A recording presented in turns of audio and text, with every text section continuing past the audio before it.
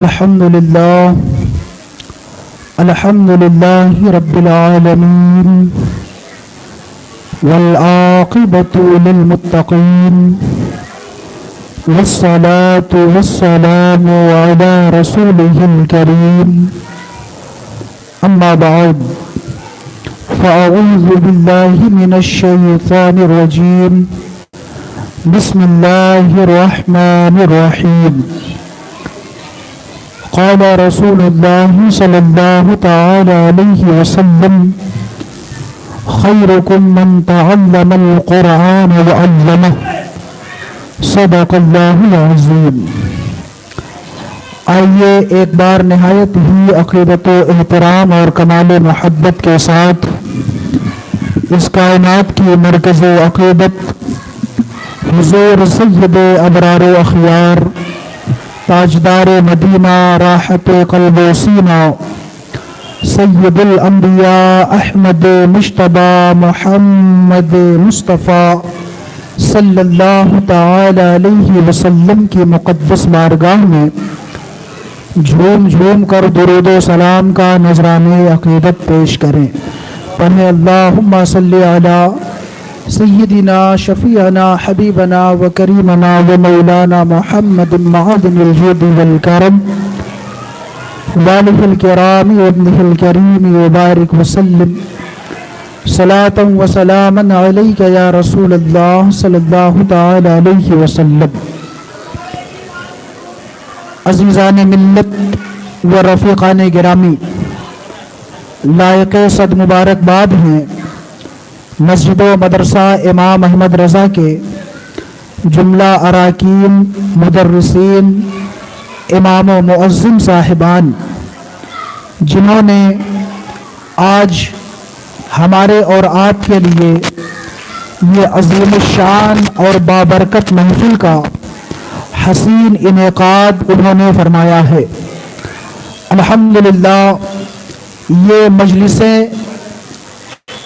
ایسی ہوتی ہیں جن مجلسوں میں اللہ و رسول کا ذکر ہوتا ہے، اور جہاں اللہ و رسول کا ذکر ہوتا ہے تو شاعر نے کہا جہاں ذکر حبیب ہوتا ہے خود خدا بھی قریب ہوتا ہے، جہاں ذکر حبیب ہوتا ہے خود خدا بھی قریب ہوتا ہے، اور ان کی محفل میں بیٹھنے والا آدمی خوش نصیب ہوتا ہے۔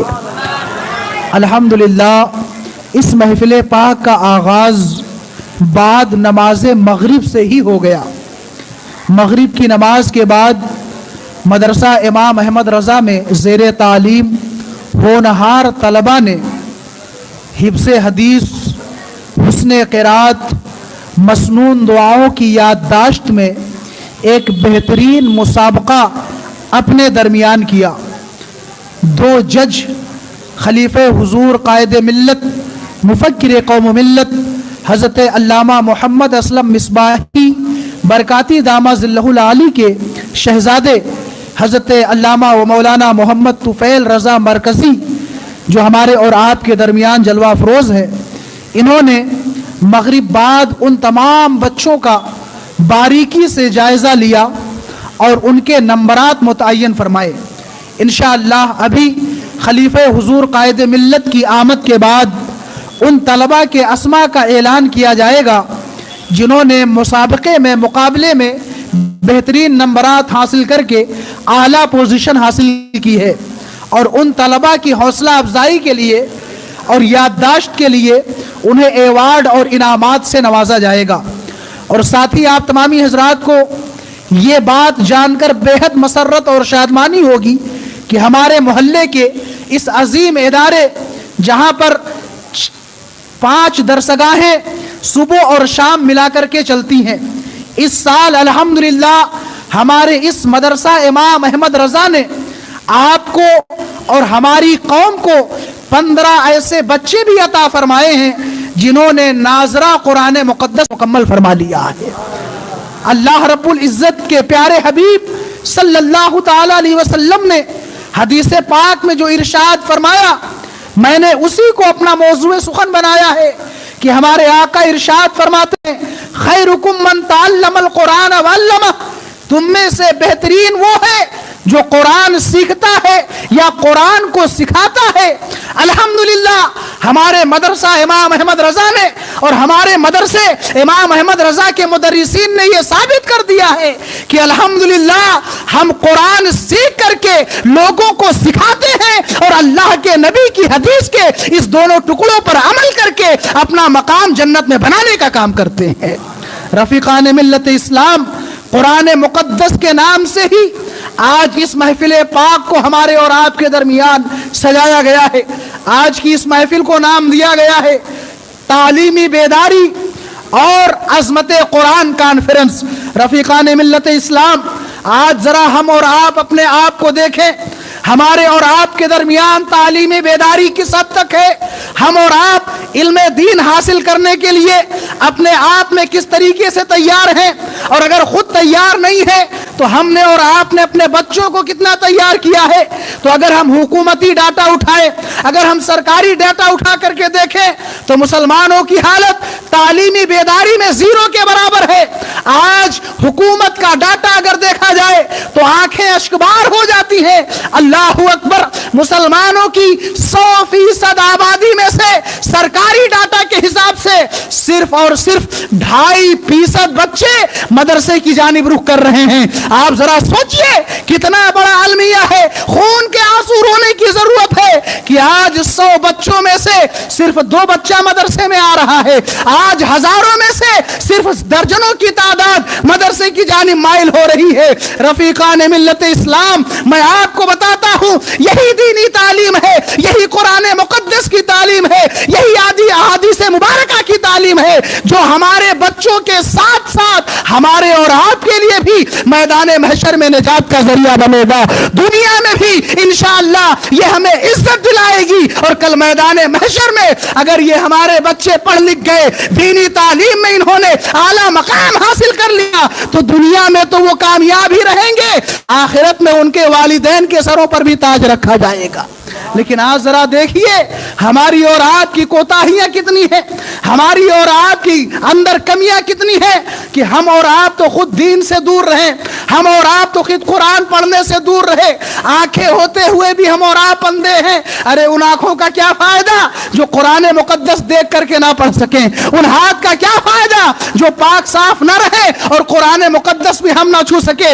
अरे रफीकान मिल्लत इस्लाम, ये कुरान मुकद्दस तो ऐसी किताब है कि अल्लाह रब्बुल इज्जत के प्यारे हबीब इरशाद फरमाते हैं कि कुरान के सिर्फ पढ़ने पर नहीं बल्कि मोहब्बत के साथ देखने पर भी अल्लाह सवाब देता है। सिर्फ देखने पर नहीं, मोहब्बत के साथ छूने पर भी सवाब देता है। छूने पर ही नहीं, मोहब्बत के साथ अपने घर में बरकत की नीयत से रखने पर भी सवाब देता है। कुरान मुकद्दस ही ऐसी किताब है जिसका एक कलमा नहीं बल्कि एक एक हर्फ पढ़ने पर अल्लाह रब्बुल इज्जत 10 नेकियां अता फरमा दिया करता है। लेकिन जरा अफसोस का मकाम देखिए कि ऐसी कुरान मुकद्दस, ऐसा अल्लाह रब्बुल इज्जत का कलाम जो तमाम किताबों में सबसे आला, अल्लाह रब्बुल इज्जत की वो मुबारक किताब हमारे और आपके दरमियान है।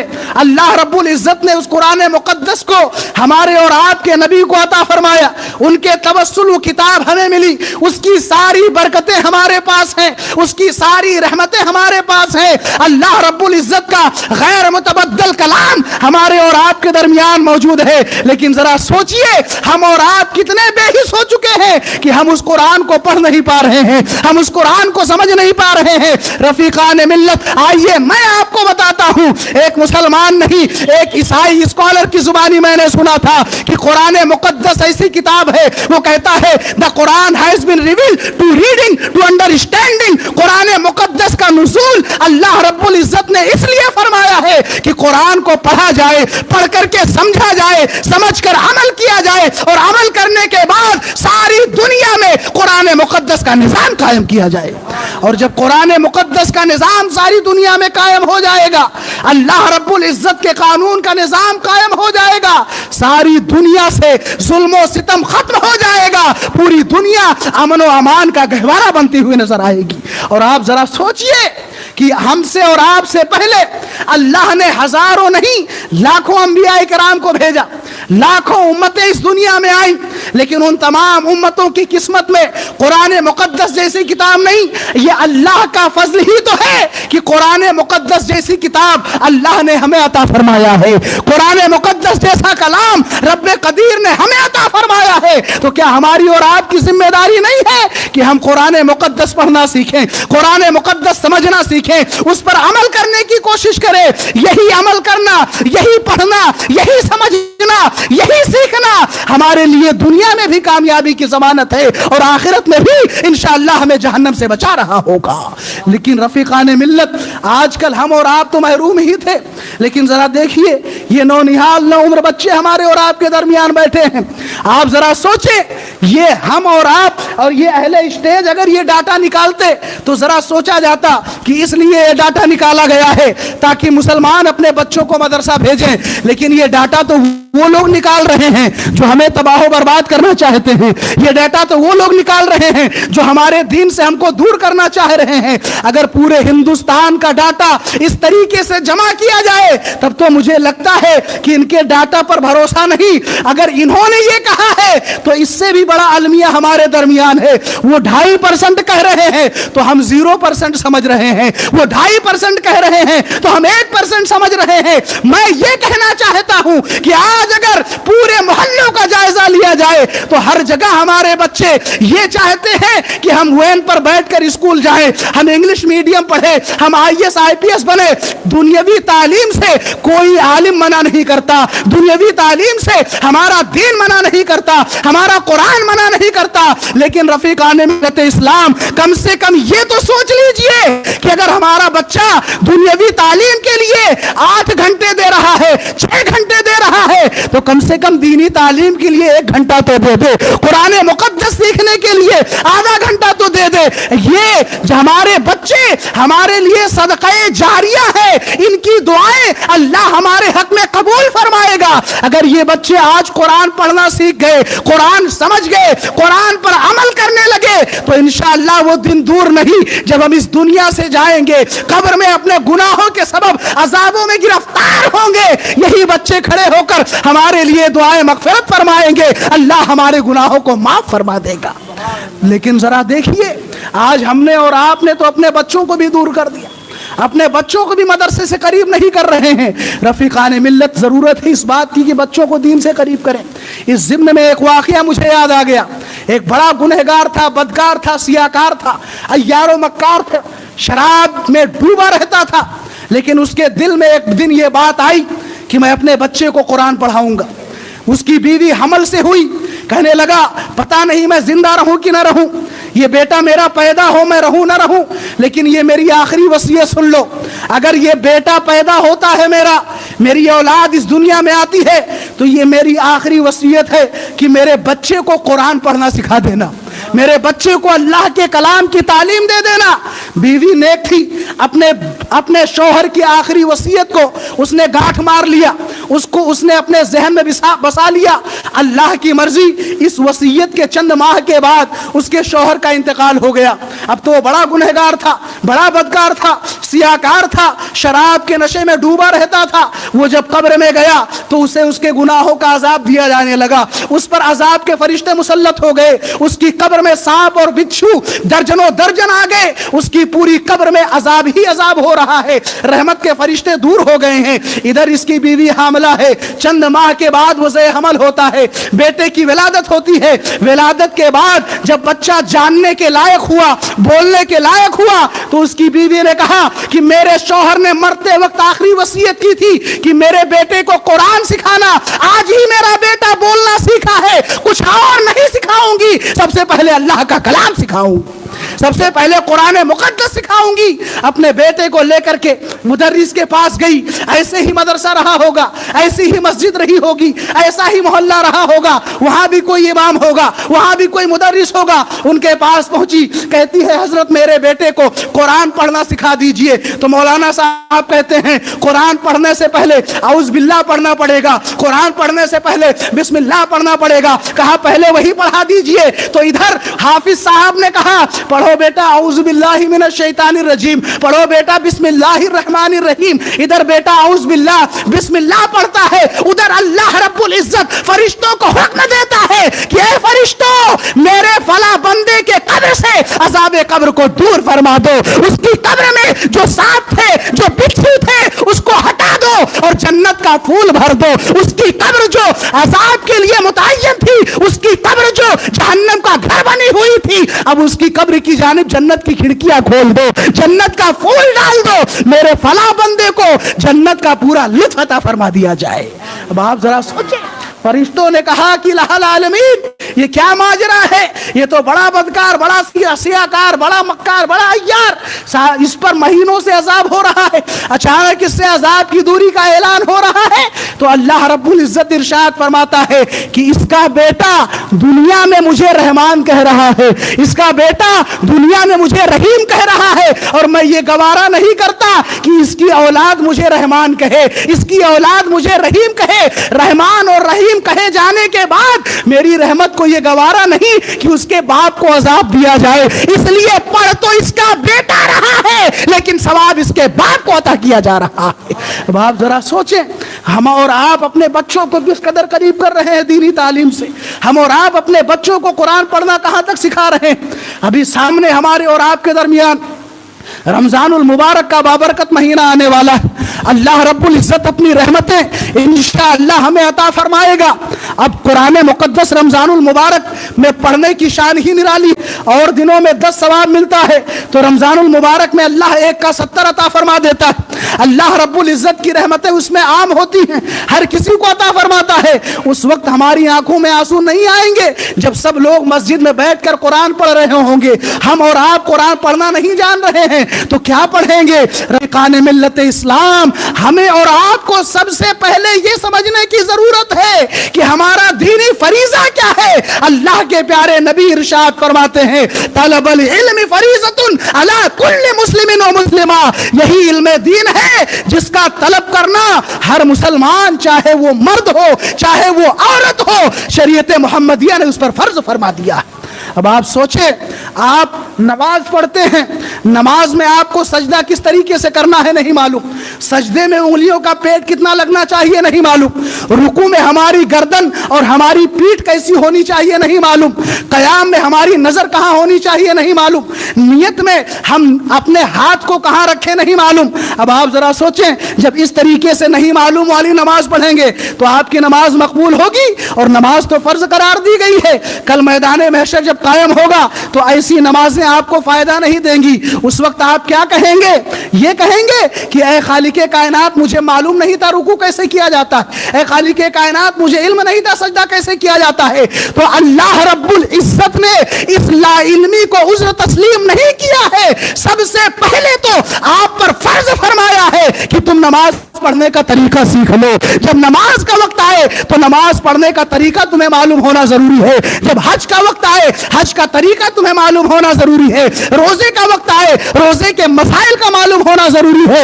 ये इल्म दीन मुस्तफा है जो हमारे और आपके लिए उस मिकदार में फर्ज कर दिया गया है जिस मिकदार में फर्ज किफाया की तादाद को मुतय्यन किया गया है। इसलिए मेरे अजीजों, अपने आप को दीनी तालीम से दूर न करें, बल्कि अगर दुनिया और आखिरत की कामयाबी चाहते हैं तो अपने आप को दीनी तालीम से करीब फरमा लें, और अगर खुद करीब नहीं हो सके तो हम और आप अपने बच्चों को करीब करें।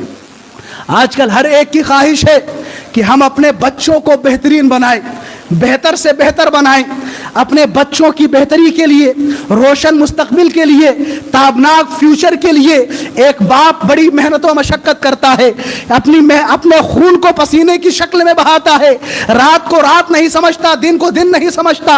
अगर 12 घंटे ड्यूटी करना है तो 14 घंटे करता है, 14 घंटे कर रहा है 18 घंटे करता है, 12 घंटा लूम चलाना है तो सोचता है 2 घंटा बढ़ा लूं और मेरे काम आ जाएगा, मेरे बच्चों के काम आ जाएगा। और अपने बच्चों के लिए हम और آپ ضرورت کی ہر چیز مہیا کرتے ہیں، اس کی تمام ضرورتوں کو پوری کرتے ہیں، اپنے بچے کو معاشرے میں بہتر بنانا چاہتے ہیں، خوبصورت بنانا چاہتے ہیں۔ رفیقان ملت اسلام، معاشرے میں بہتری اور خوبصورتی پیسے سے نہیں آتی ہے، معاشرے میں بہتری اور خوبصورتی بہترین لباس سے نہیں آتی ہے، معاشرے میں بہتری اور خوبصورتی اچھی شکل و صورت سے نہیں آتی ہے، معاشرے میں بہتری اور خوبصورتی اسی سے آتی ہے جس کا درس ہمیں مولائے کائنات نے دیا ہے، شیر خدا نے دیا ہے، باب العلم نے دیا ہے۔ حضرت علی کرم اللہ وجہ الکریم فرماتے ہیں لیس الجمال باسواب تزیننا ان الجمال جمال العلم والادب۔ یہ روپے پیسے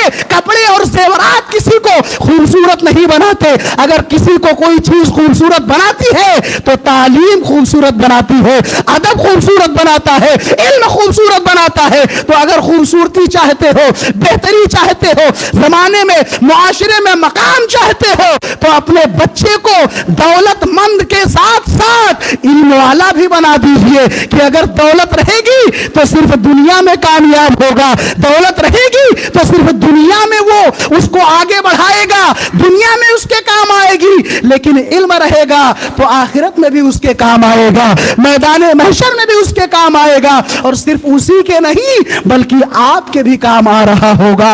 اس لیے عزیزان ملت اسلام، اپنے بچوں کو علم دین مصطفیٰ سے قریب کریں۔ ایک بار مچل کر درود پاک پڑھ لیں، اللہم صلی علی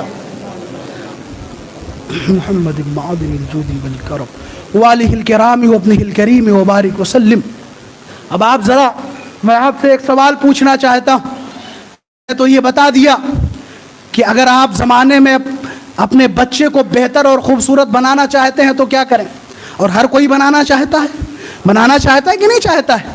ہر ایک انسان کی ایک خواہش اور ہوتی ہے کہ میں بھی جنت میں جاؤں، میری اولاد بھی جنت میں جائے۔ چاہتے ہیں کہ نہیں چاہتے ہیں؟ ہر ایک انسان اپنی اولاد کو جنت میں بھیجنا چاہتا ہے، ہر ایک بیٹا اپنے باپ کو جنت میں پہنچانا چاہتا ہے۔ اور رفیقان ملت اسلام، ہر ایک منزل کا کوئی نہ کوئی راستہ ہوتا ہے، بغیر راستے کی کسی منزل تک آپ نہیں پہنچ سکتے۔ اس مدرسے تک اگر آپ آئے ہیں تو کسی راستے سے آئے ہوں گے، اسی طریقے سے اگر جنت میں پہنچنا ہے تو جنت کا بھی ایک راستہ ہے۔ جنت میں جانے کے لیے ہمیں اور آپ کو کسی راستے سے گزرنے کی ضرورت ہے۔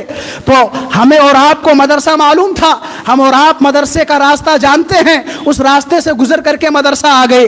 لیکن اگر جنت کا راستہ دیکھنا ہے تو اسی سے پوچھنا پڑے گا جو جنت دیکھ کر کے آیا ہے۔ اگر جنت میں جانے کی خواہش ہے تو اسی کی اتباع کرنی ہوگی جو جنت دیکھ کر کے آیا ہے۔ تو جنت دیکھ کر کے کون آیا ہے؟ خوش ہو جاؤ، ہمارے آقا جنت دیکھ کر کے آئے ہیں۔ اور صرف جنت دیکھ کر کے نہیں آئے، بلکہ اگر اس تفصیل میں جاؤں تو گفتگو بڑی لمبی ہو جائے گی۔ البتہ ایک بات بتا دوں، شب معراج جب میرے آقا جنت کے سیر کے لیے گئے تو آپ نے ایک محل دیکھا، اس محل کو ریشم کے کپڑے سے آراستہ کیا گیا، اس سے شعائیں پھوٹ رہی ہیں، نور اٹھ رہا ہے۔ اللہ کے نبی نے جبریل امی سے ارشاد فرمایا، جبریل یہ کس کا مکان ہے، یہ کس کا محل ہے جو جگمگا رہا ہے؟ تو حضرت جبریل امی عرض کرتے ہیں، یا رسول اللہ یہ کسی اور کا نہیں، آپ کے یار غار کا مکان ہے، یہ صدیق اکبر کا محل ہے۔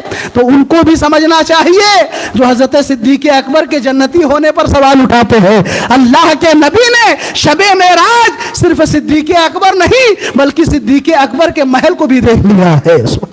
تو جنت میرے آقا دیکھ کر کے آئے، جنت میں سیر کر کے آئے ہیں۔ تو اگر راستہ پوچھنا ہے، حضور جنت کا راستہ کہاں ہے، جنت کا راستہ کہاں سے ہو کر گزرتا ہے، کون سا راستہ پکڑے ہم جنت جائیں؟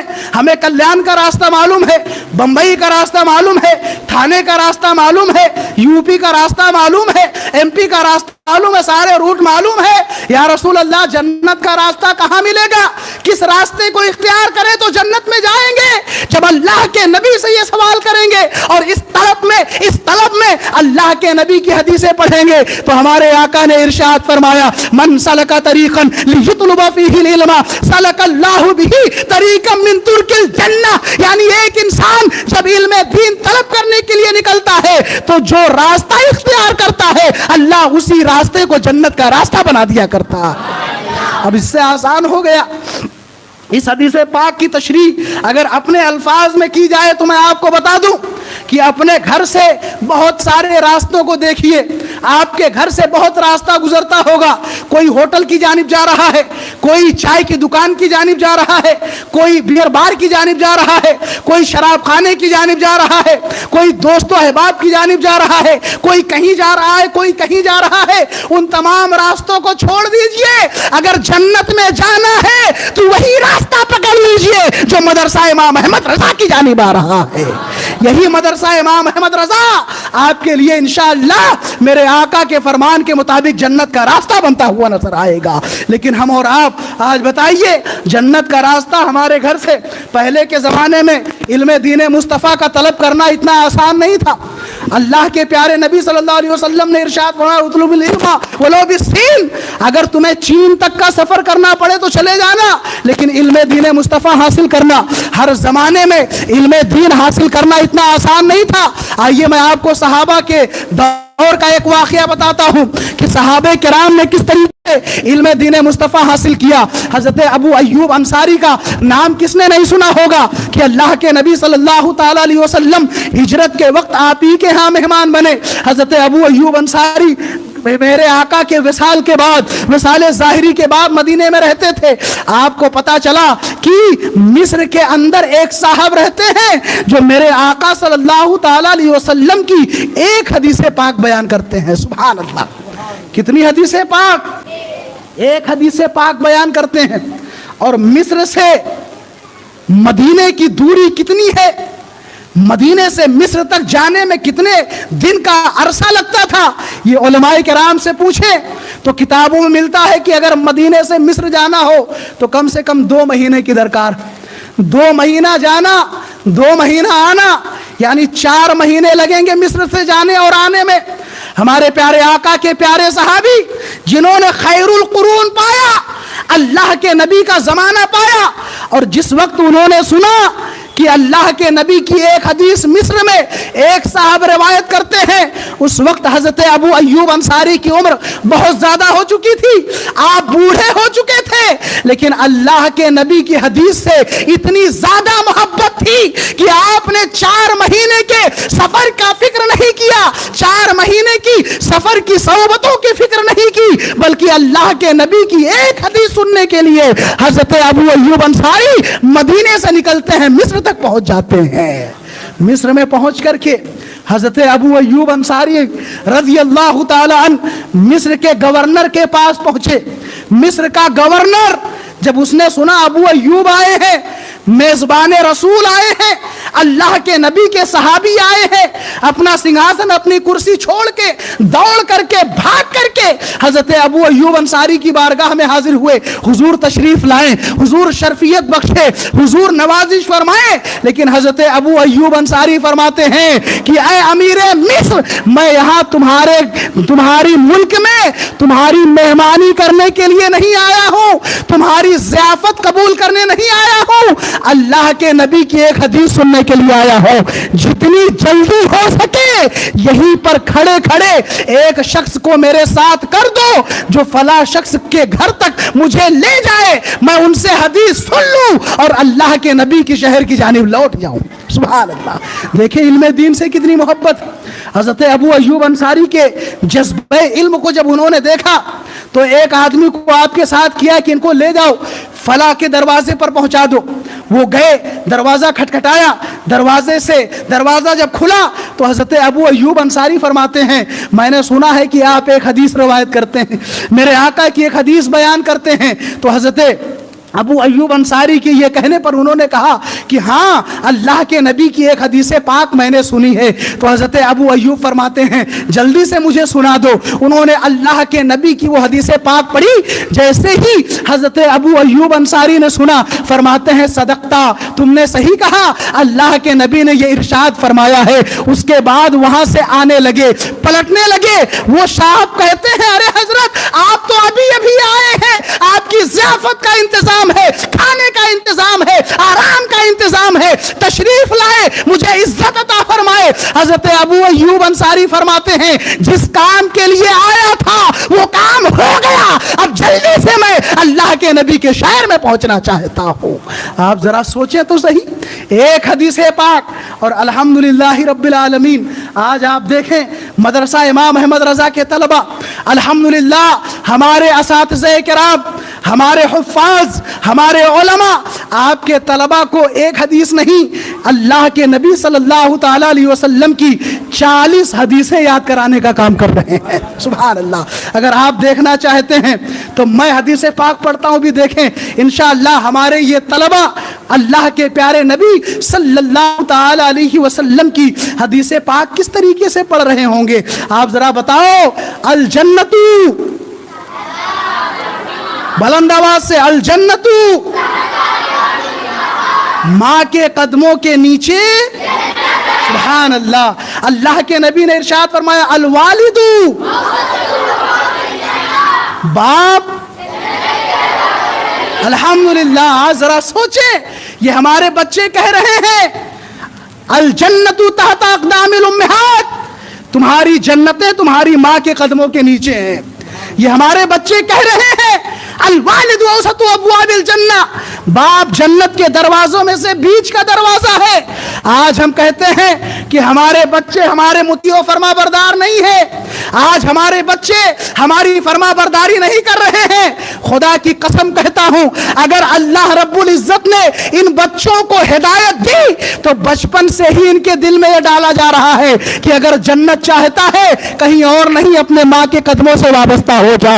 अगर जन्नत चाहता है कहीं और नहीं, अपने बाप की अताअत व फरमा बरदारी कर ले। जब बचपन से ही इनके दिल में यह बताया जाएगा, इनके कानों में यह आवाज गूंजेगी कि जन्नत तुम्हारे माँ के कदमों के नीचे है, तुम्हारा बाप जन्नत के दरवाजों में से बीच का दरवाजा है, तो बड़े होकर ये बच्चे आपको बोझ नहीं समझेंगे, बल्कि आपकी आंखों का तारा बन रहे होंगे, आपका सहारा बन रहे होंगे। और सिर्फ दुनिया ही में नहीं, इंशाअल्लाह जन्नतुल फिरदौस में आपके जाने का काम कर रहे होंगे।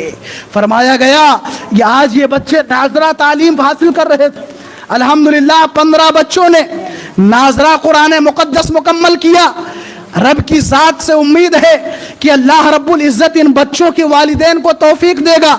ये बच्चे आगे चलकर कोई हाफिज बनेगा, कोई आलिम बनेगा, कोई मुफ्ती बनेगा, कोई फ़कीह बनेगा।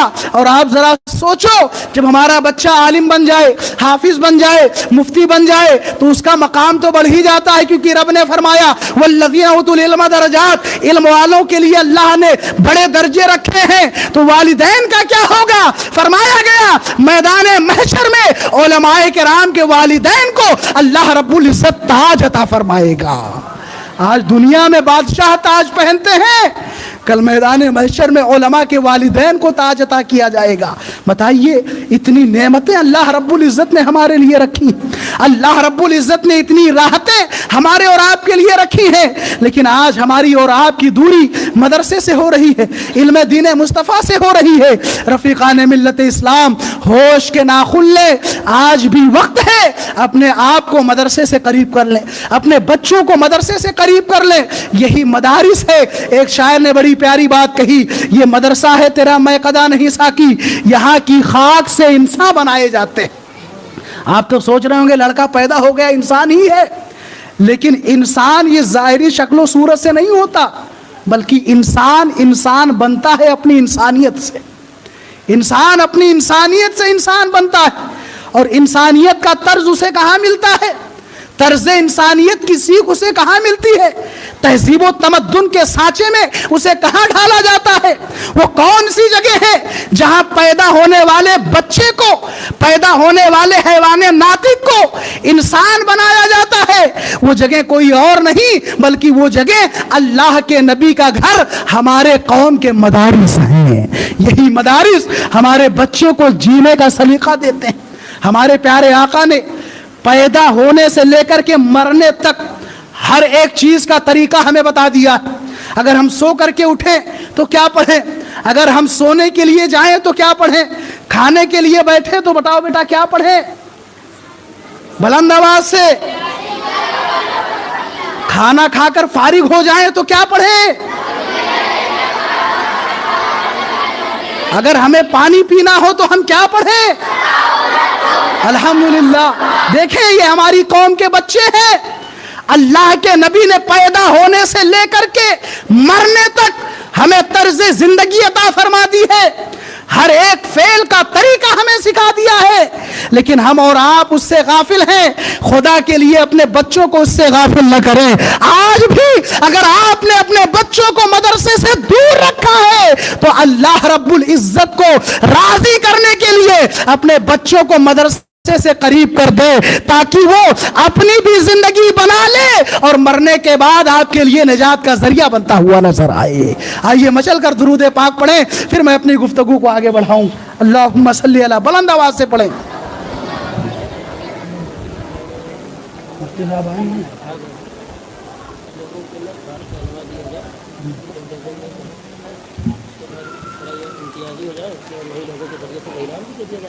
ماشاءاللہ۔ ایک آخری بات آپ تمامی حضرات کے درمیان کرنا چاہتا ہوں۔ استاذ الکریم خلیفہ حضور قائد ملت اپنی تقریر کا آغاز ہی اسی سے فرماتے ہیں کہ ہمیں اور آپ کو ایک چیز اور دیکھنی ہے۔ میں نے مدارس کے فضائل پر، علم کی فضیلت پر آپ تمامی حضرات کو اتنی باتیں بتائیں، لیکن یہ بھی دیکھیے کہ ہم اپنے بچوں کو کس مدرسے میں بھیج رہے ہیں۔